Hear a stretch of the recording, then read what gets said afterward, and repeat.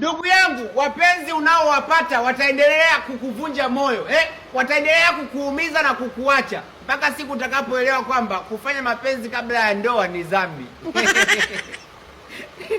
Yaani wewe unabishana na Mungu, afu unataka Mungu akupe mpenzi ambaye hatakuumiza, atakayetunza furaha yako, na wakati unazini kabla ya ndoa, utasubiri sana.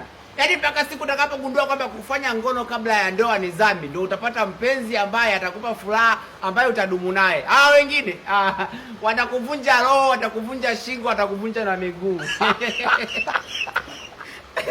Huo muda unaotumia kufanya ngono kabla haujaolewa, kabla haujaoa, si bora uje tu trade na forex, tupate hela kupitia hot forex market mitandaoni tu, yani online unatengeneza hela. Linki nimekuwekea kwenye bio hapo. Achana na kuzini, invoice kudanganye. Wewe mpenzi wako naye zini naye sasa hivi kipindi cha mvua, wewe ngoja iishe. Ikiisha tu na yeye anapita na upepo. Wewe zima kamera. Niache na changanyikiwa mtu.